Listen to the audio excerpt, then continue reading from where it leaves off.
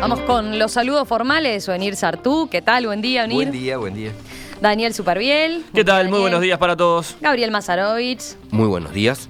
Y Pablo Carrasco, nuevamente como invitado de la mesa de los lunes, repitiendo, hombre habituado a la mesa agropecuaria. Llevo 12 años en la primaria. Pero lo tomamos prestado de la mesa agropecuaria y por lo visto te fue bien el lunes pasado. Un placer. Te trataron bien. Sí. Es más, no me dejan volver en realidad. Bueno, si les parece, vamos a uno de los temas que más ha dado que hablar en los últimos días. El contrato que el gobierno firmó el martes pasado con UPM ha generado polémica e inquietudes en diferentes sectores. Onir Sartú quería plantear algunas de las suyas, así que vamos a escucharlo y después abrimos el debate con los otros tertulianos. Bueno. Onir, ya escribiste en voces de algunas de tus críticas, o por lo menos tus consideraciones al contrato, pero contanos a ver de qué va. Sí, más que nada, uno puede mirar un contrato desde distintos ángulos, ¿no? Sí, puede haber muchas miradas desde el punto de vista comercial, desde el punto de vista estratégico, en fin, hay distintas consideraciones. Yo, obviamente, tal vez por deformación profesional, lo miré primero desde el punto de vista de los efectos jurídicos que provoca, es decir, de qué tipo de relación establece ese contrato. Y bueno, yo diría que si hay una fórmula para describir cuál es la relación que se establece, es la siguiente. Uruguay se compromete a hacer, más que se compromete, decide hacer vías de ferrocarril hasta Paso de los Toros, un viaducto, carreteras, revisar la legislación laboral en consulta con UPM, modificar la enseñanza técnico-profesional en 4 departamentos en consulta con UPM. Se compromete a hacer todas esas cosas. Un puerto, o una terminal de puerto exclusivamente para la celulosa. Uruguay va a hacer esas cosas. ¿A la espera de qué? A la espera de que si UPM dentro de los próximos 2 años y medio quiere hacer el negocio de instalar la planta, lo haga. Es decir, esto estrictamente el contrato es como si no existiera, porque un contrato en el que una de las partes se le da 2 años y medio para que decida si quiere asumir las obligaciones previstas en el contrato o quiere dejarlas absolutamente de lado, no existe como contrato, no produce efectos. Es exactamente igual que si Uruguay empezara a hacer esas cosas porque quiere hacerlas y le dejara abierta la puerta, se comprometiera durante 2 años a esperar 2 años y medio a ver qué hace UPM. Ahora, el punto, hay un problema aún más complicado, que es el siguiente. Una vez que Uruguay empiece a invertir en hacer todas esas cosas a las que se comprometió, queda en una situación de vulnerabilidad impresionante, porque toda esa inversión está hecha con la expectativa de UPM. La ruta va para ese lado, porque la vía va para ese lado, porque UPM va para ahí, el puerto de la celulosa es porque UPM lo podría utilizar. ¿Qué pasa si después UPM o bien no acepta, lo cual sería desastroso? Ya eso pasó con Aratirí, ¿no? Cuando se hicieron una cantidad de cosas que después quedaron inútiles, empezando con la regasificadora y todo eso, que quedó todo colgado. Y aún puede pasar otra cosa más, que es que UPM ponga nuevas condiciones, porque una vez que Uruguay haya gastado cerca de $1.000 millones en hacer toda esa infraestructura, especialmente pensada, porque no es que se arreglan todas las rutas o se establece contactos de ferrocarril por todo el país, no, son específicos hacia un lugar donde sirve a ese emprendimiento. ¿Qué pasa si después UPM dice, bueno, sí, pero precisamos algo más? Me parece que ese es un tema que la gente, yo veo cómo se ha dado el debate público y todo el mundo está mirando, si unos miran lo ambiental, otros miran la conveniencia económica o la inconveniencia económica, pero hay un punto previo que es saber que eso como contrato no obliga a UPM absolutamente nada. Sí, lo dice claramente en el punto 4 o 5, ¿no? Ninguna de las partes incurrirá en responsabilidades alguna de cualquier naturaleza bajo o en relación con este contrato antes de la fecha de la decisión final de inversión. Claro, pero la 4.3 es la clave. La 4.3 dice, las partes reconocen y acuerdan que la decisión final de inversión de UPM sobre si procede o no con el proyecto de la planta de celulosa quedará sujeta a la sola discreción de UPM, aun cuando cada una de las condiciones necesarias, o sea, lo que se comprometió el gobierno uruguayo, hayan sido satisfechas y el contrato complementario haya sido suscripto, ¿no? Exacto. Ese es el punto. Es el punto clave. medular, la punto 4.3. Porque después está la 4.5 y hay otra cláusula más que dicen que ninguno de los dos asume responsabilidad, pero la diferencia es que durante el periodo en que el contrato esté en funcionamiento, en vigencia,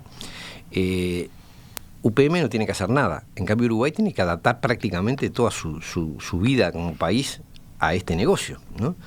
Y eso es grave. Cosas como, por ejemplo, que la legislación laboral tenga que ser modificada, no solo para la empresa UPM, sino para los trabajadores de la empresa UPM, sino que sea modificada a nivel general, con efecto general. Es decir, el Estado se compromete a eso. Y después se compromete a otras cosas que eso claramente parece inconstitucional, ¿no? Que el Poder Ejecutivo comprometa aprobación de cosas que tiene que hacer el Poder Legislativo. Lo mismo la adecuación de los planes de ordenamiento territorial, que son de competencia departamental, y el Poder Ejecutivo asume eso. Cuando decís lo del Poder Legislativo, el Poder Ejecutivo asumiendo responsabilidades del Legislativo, ¿a qué aspecto te referís? Me refiero a que el contrato establece que el Estado uruguayo se compromete a aprobar la legislación, los acuerdos que en materia laboral se establezcan con UPM tengan efecto general, o sea que eso obliga a incluirlos en la legislación, en la normativa. Entonces eso afecta al Poder Legislativo, y así fuera solamente a nivel reglamentario.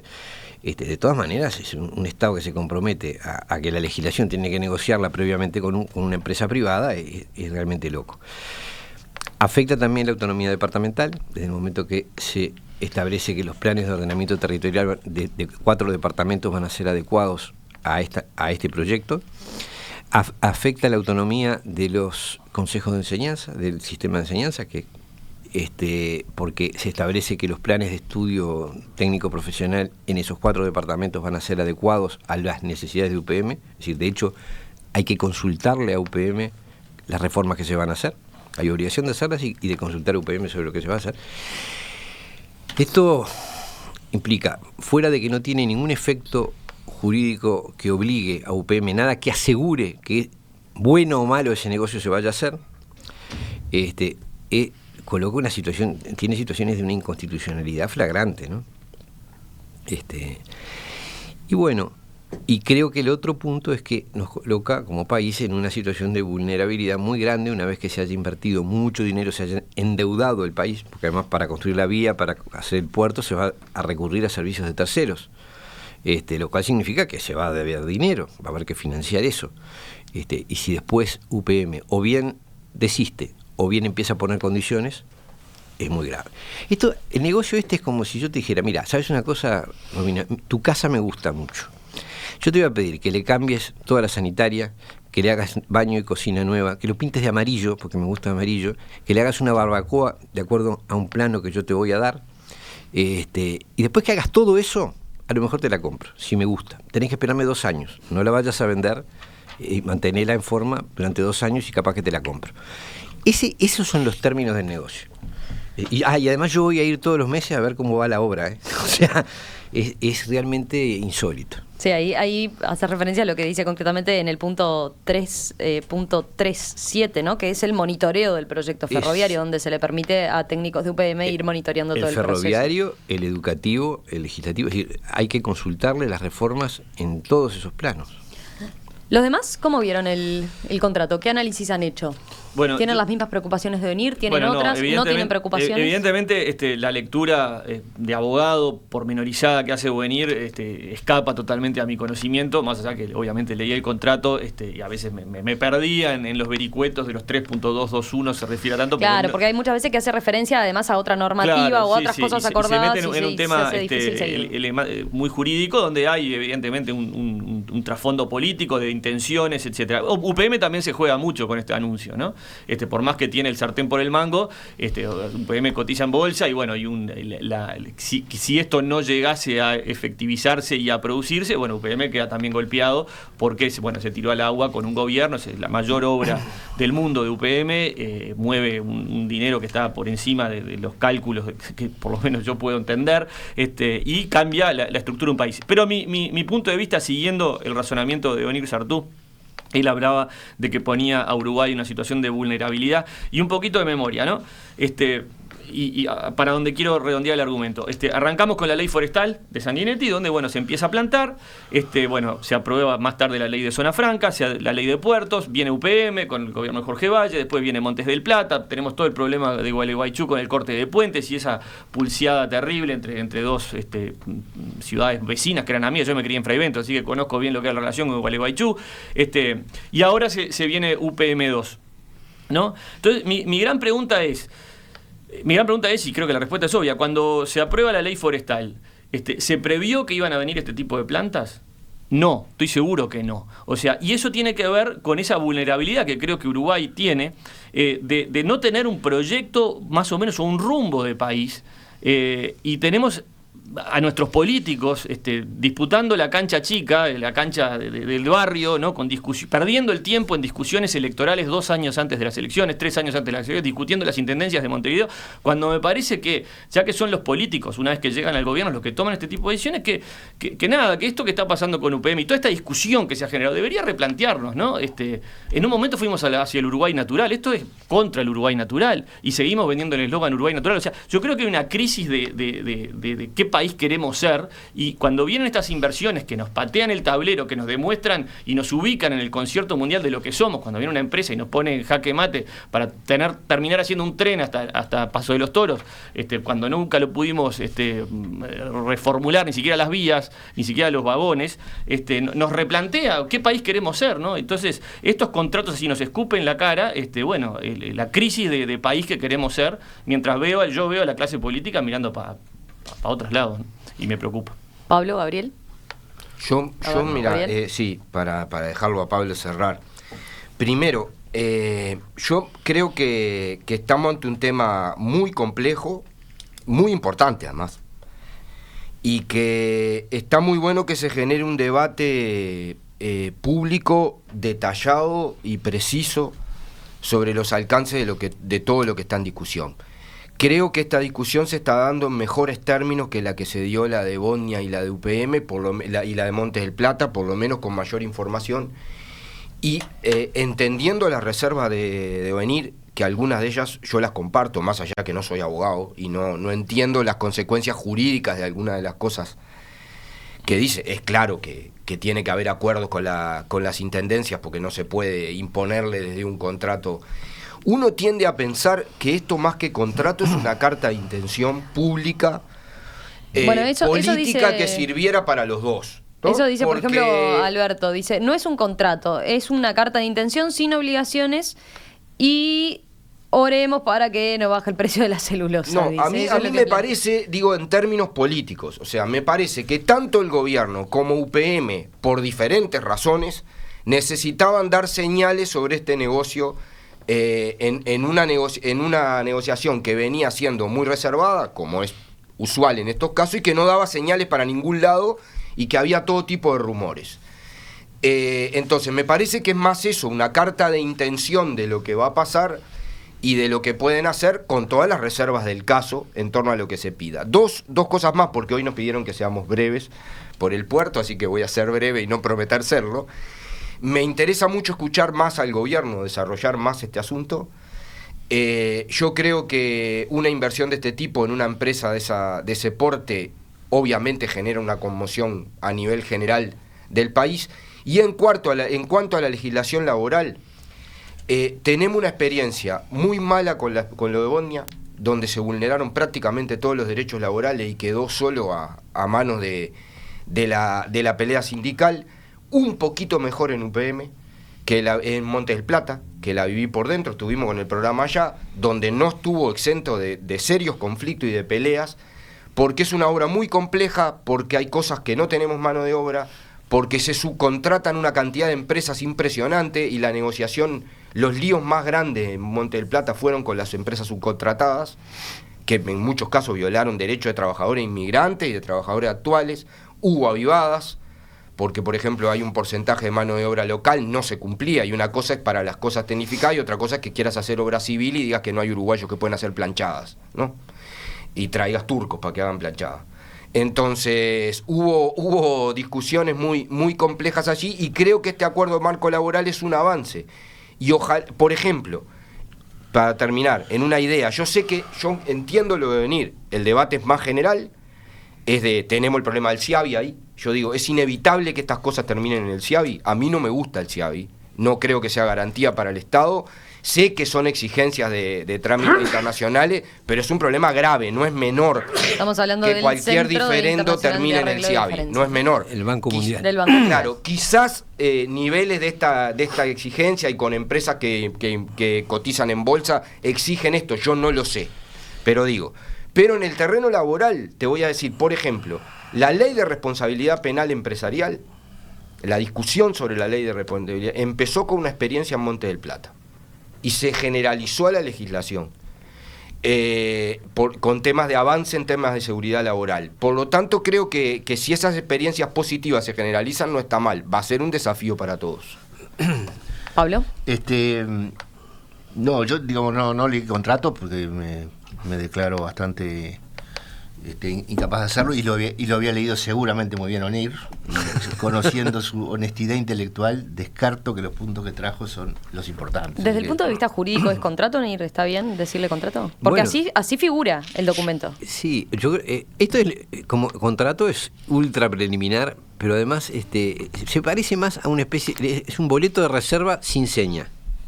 Digo, eso es lo que me mete cuando uno va a comprar una casa. Normalmente decimos deposita el 10% del precio y el otro se compromete a aguantarle el negocio durante 30 días o 90 días. Bueno, solo que no hay seña.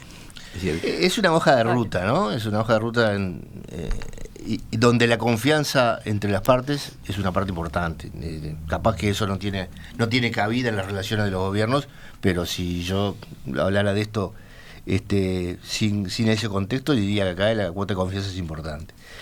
El sábado en la contratapa del Observador, Miguel Arregui hizo una columna muy, muy interesante, a mí me pareció muy buena, hablando de este tema, y decía que estas cosas suceden, para que estas cosas sucedan tiene que haber gestos resueltos, dice él, ¿no? Que son esas decisiones complicadas.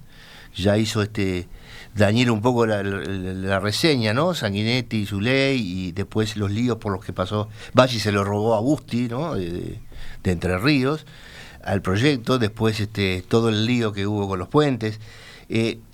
Ha habido una sucesión de partidos que han tomado decisiones valientes para que esto sea una realidad, ¿no? ¿Y el resultado cuál es? Bueno, yo quiero decir, además allá de la discusión del contrato, que el resultado a mí me entusiasma, me pone muy, muy, muy feliz, y mirando a los empresarios cómo lo ven, bueno, hay muchos de nosotros hablando desde los celos, ¿no? Desde por qué, si se lo dan a ellos, no lo dan a nosotros. Sí, esa es una discusión que se ha planteado, ¿no? ¿Por qué se le da esas ventajas a UPM y no a determinadas industrias o determinados sectores de actividad? Y eso es absolutamente válido, y yo creo que que este gobierno que estaba sin agenda le acaban de hacer la agenda, UPM le acaba de hacer la agenda, y los derechos laborales, los impuestos, las carencias de infraestructura pasan a ser tema de todos. El norte es UPM, o sea, tenemos todos el derecho ahora de ir por ese camino, y eso no está nada mal, porque esas son obligaciones del Estado. Pero el resultado es que el Uruguay pasa a 4,8 millones de toneladas de celulosa. Brasil tiene 9 millones, para que sepamos, que a mí me parece que hay algunos datos importantes saberlos, es que por ahí está la sensación de que UPM está acá porque este es el mejor lugar del mundo, y entonces no hay nada mejor, y vienen porque se dieron cuenta que nos pueden sacar cosas, y no es así. Digamos, en Uruguay crece 25 metros cúbicos por año la madera, y en Brasil crece 45. A los 6 años se está cortando un árbol en Brasil, acá a más de 10. El tipo de topografía, Uruguay vieron que es suavemente ondulado si fueron a la escuela, y ese suavemente ondulado hace que todos los bajos no se puedan plantar de árboles, así que son desperdicios, y vos comprás tierra para utilizar 2/3 de ella con forestación, el resto no la usás. En Brasil es el 90%. Porque es todo un plato, entonces vos plantás. Brasil está a 80 kilómetros de la planta, vos cada tonelada de celulosa se usan 3,8 de madera, y lo que es peor es que para las plantas de celulosa brasileras, lo que está en zona franca es la planta, el árbol y la tierra. todo está en zona franca. En cambio en Uruguay es la planta, lo otro está puesto al patrimonio, es un estanciero más, por decirlo de alguna manera. Depende, ¿no? Hay algunas zonas francas que se han dado para forestación que incluyen montes, ¿no? En algunos casos. Bueno, no es el caso de este arreglo no sabemos todavía la superficie que va a tener, ¿no? En definitiva, digamos, el resultado es ese, ¿no? Somos potencia mundial en algo que hace 30 años no existía. Esta UPM va a dar 8.000 puestos de trabajo y 120 millones de dólares de impuestos en una zona porque una cosa es discutir esto acá y otra cosa es discutirlo en Estación Francia, en Tres Árboles, en Morató, en Arévalo. Es decir, hay que ir a ese lugar y ver lo que es lo que queda de gente en ese lugar, y para que darle por si esto no sale, darle a cambio absolutamente nada. Yo creo que si UPM no, lo que decía un poco Ovenir, ¿no? ¿Qué pasa si se desiste de la inversión? Bueno, yo creo que en este arreglo de confianza, acá me queda bastante claro que el peligroso no es UPM, el peligroso es Uruguay. El Estado uruguayo es el que puede fallar. El Estado uruguayo es el que no aprueba los TLC con Chile, teniendo 2/3 de la Cámara a favor. No lo aprueba porque tiene unos líos internos que lo impiden. Es el que hizo el artículo 15 de la rendición de cuentas, que paga si puede pagar, paga, y si no puede pagar, no paga. Entonces, el que hizo la tasa consular, que va a complicar enormemente a los exportadores. Entonces, es bastante claro que UPM, que ya invirtió 500 millones de dólares en montes a cuenta de esta planta, está mucho más dispuesta que el propio Uruguay. Entonces me parece que es bastante razonable, si los conocemos y si no nos sobrevaloramos, a imaginar de que no sea cosa que le hagan un tren que vaya a 2 kilómetros por hora y después le pidan los 4.000 millones. Eso me parece que hablando en criollo, es lo que está pasando. Hay muchísimos mensajes de los oyentes por este tema, ¿eh? Planteo uno, a ver, Raúl de Palmitas dice, supongo que la pregunta va para venir, ¿no son buenas todas estas obras, aunque no se llegara a instalar un PM? Hay varios que plantean eso, no les quedan igual a Uruguay, no le permite desarrollarse mejor, así todo, no se concrete la inversión. Pero yo me pregunto, ¿por qué a Paso de los Toros? La vía, ¿por qué no a otro lado? O sea, ¿por qué tiene que ser a Paso de los Toros? Segundo, ¿por qué el puerto de celulosa si no se va a producir más celulosa? Hasta ahora se ha manejado sin ese puerto. Yo le quiero decir, la inversión está bien, me parece que puede estar bien cuando responde a un interés general. Ahora, si tú haces un tipo de inversión que sirve para un negocio en particular, y después si ese negocio no se hace, no tiene sentido, como el dichoso puerto, como el viaducto y como el ferrocarril, donde no va a haber un volumen si no está esa empresa. Entonces no es que estamos haciendo infraestructura pensada para la realidad del Uruguay, estamos haciendo una infraestructura pensada para una cosa hipotética, sobre la que no hay certeza. Yo digo otra cosa, esa confianza sobre el cumplimiento de los inversores. Tenemos el antecedente de Aratirí giró la vida del Uruguay prácticamente en torno a Aratirí durante un tiempo, hasta que después desistieron de hacer el negocio y quedó todo es decir, la ley aprobada, la regasificadora a medio hacer, todo el tema, todas las complejas negociaciones que había habido con todos los lugares por donde iba a pasar el oleoducto ese, todo eso quedó en nada. Entonces, el que haya un inversor que dice tener interés y que viene y se instala, no asegura que después la inversión se haga, ¿no? Sí, dos cosas. Evidentemente la credibilidad de UPM es mucho mayor que la que tenía Aratirí, eso es indudable. Y el segundo comentario, siguiendo un poco lo que decía Carrasco, es lo que también plantea la lectura de ese contrato y todo el condicionamiento tan firme, tan duro, evidentemente excelentes negociadores por el lado de UPM, que nos plantea a todos los uruguayos, nos interpela a los uruguayos, es todo lo que cuesta, ¿no? A los posibles o potenciales inversores venir a Uruguay para instalarse, ¿no? O sea, todo lo que hace la burocracia del Estado uruguayo a nivel impositivo, a nivel de trabas burocráticas, problemillas, permisos, etcétera, para que tenga que venir UPM con una envergadura como para poder pararse de frente al Estado uruguayo y decirle, loco, yo vengo, pero mírenme que tienen que hacer todo esto. Que eso también debería llamarnos a la reflexión de todos los problemas que genera el Estado, gordo, obeso uruguayo, también para poder...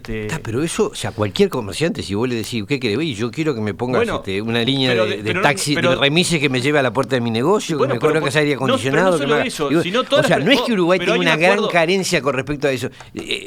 Todo tipo que va a hacer una inversión inversión quiere que le den el oro y el moro, solo que a esto se lo dan. Ahora, si tú querés hacer un emprendimiento de cualquier tipo, te arrancan la cabeza. Es decir, exactamente. Es un tratamiento absolutamente diferencial. Bueno, Pablo de Positos plantea, por ejemplo, ¿por qué llegamos a depender tanto de UPM? ¿Qué se le hizo a la economía general que llegamos a tan desesperados a esta negociación con UPM? Es una de las preguntas que puede plantearse. Nos quedó, a ver, breves reflexiones de Gabriel y de Pablo. Bueno, una también. 10 segundos. Ahí va, que conte, señorita, que conte que el niño Benir habló mucho. Sí, el niño Benir habló mucho. Pero me dijeron venir más temprano para eso. Me dijeron que... Yo breve, yo creo que, primero, notoriamente UPM tiene ya una presencia en Uruguay y la situación de la celulosa tiene instalado, no es un debate si sacarlo o no, tenemos la plantación forestal que tenemos la producción forestal que tenemos, y tenemos una competencia pesada de Argentina y de Brasil en una industria que está creciendo en el mundo, ¿no? Eso es así. A mí me parece que hay niveles de desarrollo que tienen que ver con inversión extranjera y esas negociaciones son difíciles y complicadas, parte de una realidad asimétrica, y la idea es que en la negociación se den garantías para hacer eso. Yo no sé si este contrato lo da, y Ovenir plantea varias dudas en torno a eso. Termino con esto. Yo no rechazo la inversión extranjera per se, sé que Ovenir tampoco. Me parece que siempre es mejor que las cadenas productivas se completen lo más posible y que no salga la materia prima en estado puro, pero eso no implica que le digamos que sí a todo, ni que condicionemos toda la estrategia del Uruguay a una empresa.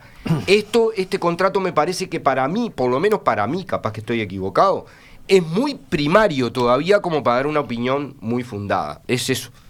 Pablo, breve. El criterio de la infraestructura que exige UPM más o menos es que aquellas cosas que son específicas para la celulosa lo paga UPM, aquellas cosas que son de uso común con otros sectores los paga el gobierno. Más o menos esa es la regla. Y en ese sentido te corrijo, Enir, la terminal del puerto, que es absolutamente específica de celulosa, la paga UPM y vale $120 millones. Esa no está. Uruguay se compromete a conseguir un concesionario que va Uruguay hace la llamada licitación. El dinero es de UPM. Eso te lo puedo asegurar, después lo aclaramos. Fija bien, yo te digo que el mecanismo va a ser un inversor privado el que va a hacer eso. Y después UPM le puede poner condiciones sobre cómo se va a explotar el puerto. Pero no se pone ¿de dónde va a sacar la plata? No se pone plata, pero bueno, después lo fijamos un detalle, después lo miramos. Laudarlo. Lo otro es que una serie de cosas que capaz que no están tanto en lo de Ovenir, pero que se están diciendo. Te escuché hoy hablar del tema de la energía. La energía, el costo de la energía. Bueno, yo tengo una información totalmente diferente. Hay una licitación en Argentina que se usó como comparación, que tú dijiste hoy, $45 el megawatt, 50, sí. O algo así. Son 1.300 gigawatts, es la resolución, si el que la quiera buscar, el decreto 926/2017 del secretario de Energía de Argentina, donde se paga lo que se llama energía firme. Es decir, no vale lo mismo un molino que a veces te da y a veces no te da, que una fuente de energía que te da todo el día. Porque eso vos podés contar con ella, la vendes. Una vale 75, sí, que es lo que le pagaron a los argentinos, y otra vale hoy, en Uruguay, que ha llovido, que no ha parado de llover, que es el mercado spot, vale 22. ¿Tá? Pero lo que ofrece UPM es energía firme. Es de la que no importa si llueve o no llueve, y si Uruguay lo quiere vender a Brasil, nunca le va a tener que decir, mire, ¿sabe qué pasó? No hay viento y no le puedo vender. Eso no le va a pasar por energía firme. Ese era un tema. Y el otro es el tema ambiental, que hoy está en El Observador, creo que también, sí, tú te vi subrayándolo. Y que a mí son las cosas por las cuales fundamento de que es muy bueno que nos esté marcando la agenda, que es el tema ambiental del río Uruguay. Ahora recién tenemos los datos del río Negro.